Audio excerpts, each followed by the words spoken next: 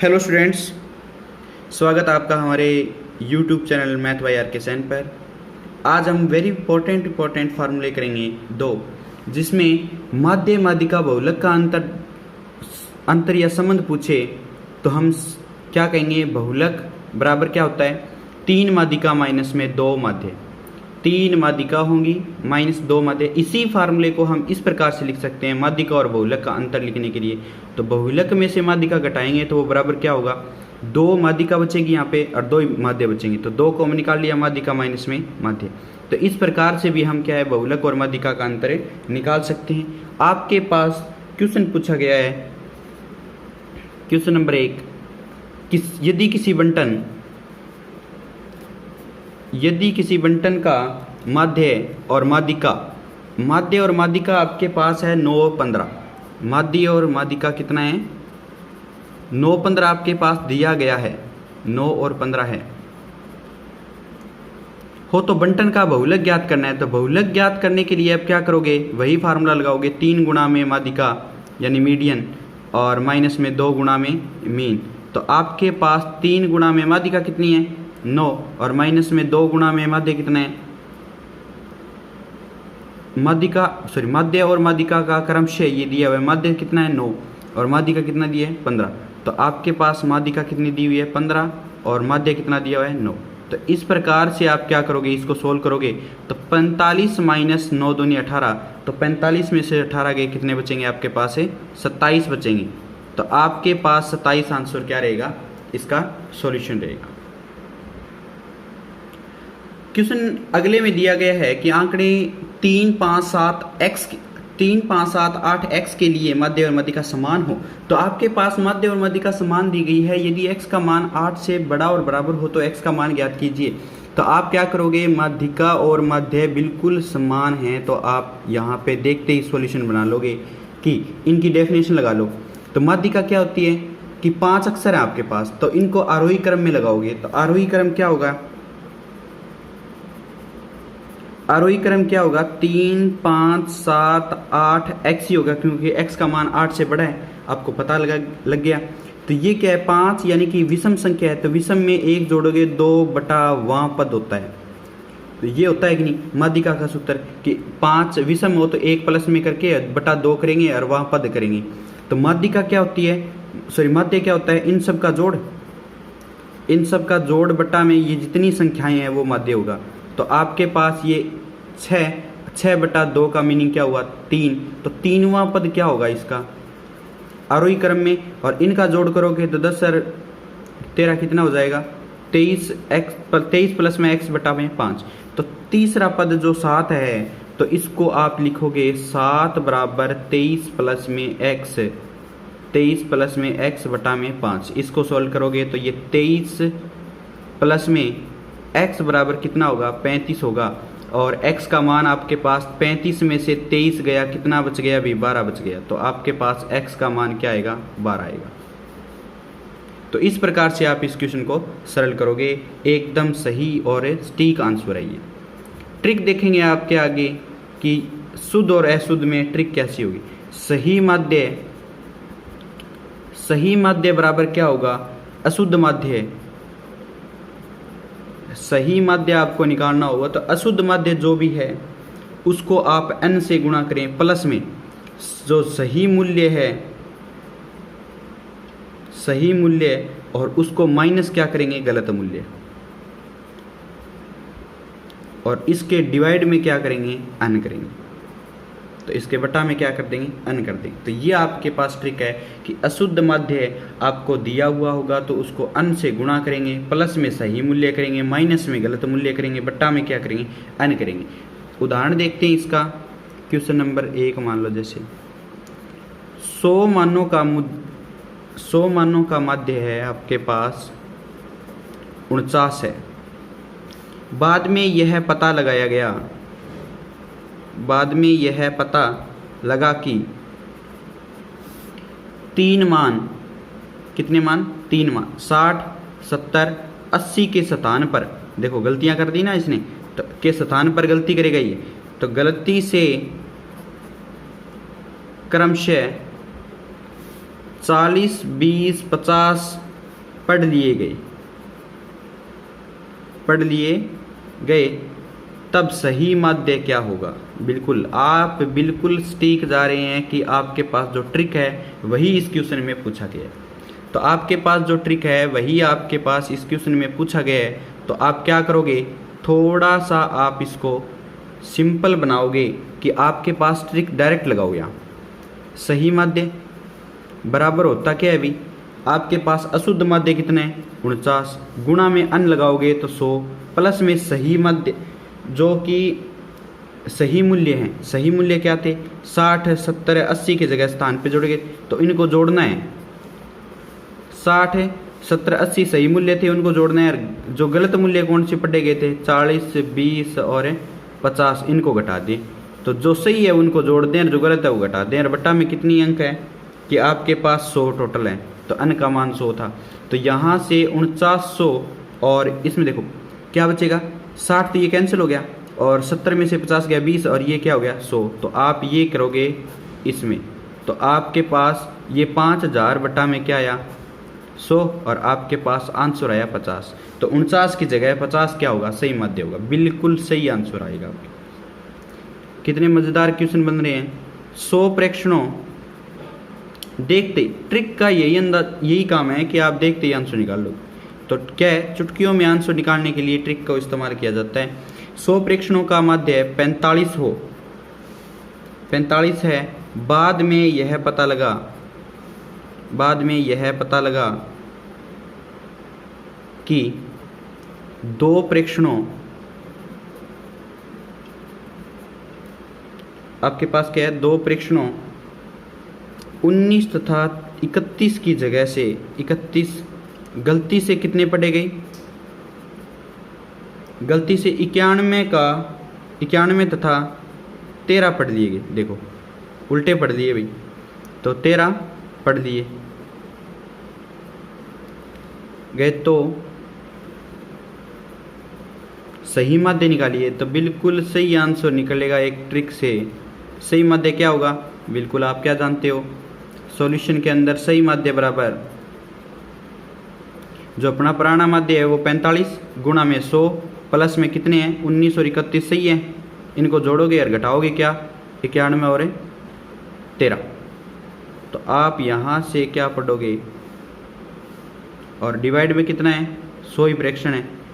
तो यहाँ से आपके पास जो आंसर निकल के आएगा वो कितना आएगा, देखो 19 और 31 आपके पास सही थे, और गलत कौन से थे 91 और 13 पढ़ लिए थे आपने। तो गलत को घटा दिया, सही को जोड़ दिया, और 45 गुणा में अन करते ही हैं 4500 प्लस ये क्या हुआ 50 हुआ क्या, 40 और 50 से बिल्कुल 50, और ये क्या हुआ 104 हुआ, और डिवाइड में क्या करोगे 100 करोगे। तो आपके पास जो आंसर बनेगा यहाँ पे 4550 में से आप क्या करोगे 104 घटाओगे तो 4446 बचेगा भी आपके पास, और बटा में क्या है 100। तो आपके पास जो आंसर आएगा वो 44.46 आएगा। तो ये आपके पास सही माध्य है। तो आई होप कि आपको ये क्वेश्चन समझ आया होगा। बिल्कुल आसान सा ये क्वेश्चन था। तो डियर स्टूडेंट्स, आपको समझ आएगा कि मैं नेक्स्ट ट्रिक लेके आया हूँ कि यदि संख्याओं का माध्य x बार है, तो यदि प्रत्येक संख्या में लैम्डा जोड़ दिया जाएगा, तो लैम्डा जोड़ देने से नया माध्य क्या होगा x बार प्लस में लैम्डा होगा, घटा दिया जाए तो x बार माइनस लैम्डा होगा, गुणा कर दिया जाए तो गुणा कर देंगे। तो यही होता है, जोड़ेंगे तो लैम्डा को तो उसके माध्य में भी जोड़ देंगे, घटाएंगे तो माध्य में भी घटा देंगे, और गुणा करेंगे तो माध्य में भी गुणा कर देंगे। तो यानी कि आपके पास इसके ऊपर क्वेश्चन है कि 12 संख्याओं का माध्य। आपके पास डिटेल बहुत होगी, लेकिन आपको काम स्मार्टनेस करना है। स्मार्ट बन के काम करोगे तब आपके क्या है ये ट्रिक भी काम आएगी, और क्वेश्चन का जो टाइमिंग है वो भी बचेगा। तो 12 संख्याओं का माध्य 22 है। यदि प्रत्येक संख्या में, देखो 12 संख्याओं का कोई मीनिंग नहीं था वहाँ पे, तो यदि प्रत्येक संख्या में आपको ये 12 बुरा कुछ यूज नहीं करना, प्रत्येक संख्या में क्या करोगे 2 घटा दोगे। तो 2 का मीनिंग 2 घटा दोगे, 2 घटा दिया जाए तो नया माध्य क्या होगा, नया माध्य देखते ही बता दोगे कि आप 22 में से क्या घटाओगे, एक्स बार माइनस में लैम्डा करोगे, तो यानी कि नया जो पुराना माध्य था 22 और उसमें से 2 घटाया लैम्डा, तो आपके पास आंसर क्या होगा, 20 होगा। तो नया माध्य आपके पास क्या आ जाएगा, ये एक्स बार मान लो जैसे, यही आंसर है। तो करना क्या है, बस ये आपको समझना है कि घटाना है तो 2 से घटा दिया, और जोड़ना है तो जोड़ देंगे, गुणा करना है तो गुणा कर देंगे, बस बात खत्म। तो इसमें अगर गुणा किया जाता तो 44 हो जाता, जोड़ करते तो 24 हो जाता, तो इसी प्रकार से 4 घटाते तो 18 हो जाता। तो इस प्रकार से आप ध्यान रखोगे। नेक्स्ट हम सूत्र कर रहे हैं माध्य विचलन।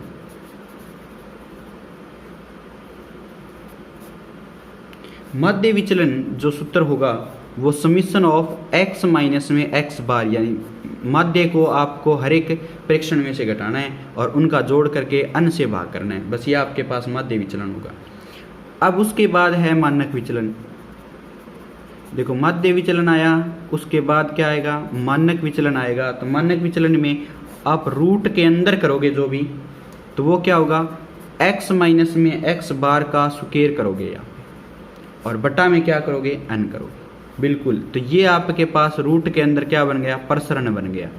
तो यानी कि ये प्रसरण बन गया। तो प्रसरण का मान क्या होता है, यहाँ से देखोगे आप, तो प्रसरण से कंपेयर करोगे आप, तो ये क्या आएगा आपके पास, समीशन के अंदर x माइनस में x बार का होल स्क्वायर बटा में कौन था, n था। तो आपके पास ये टोटली प्रसरण था। मानक विचलन प्रसरण का रूट होता है और ये माध्य विचलन होता है। इस प्रकार से आप इनको ध्यान रखोगे।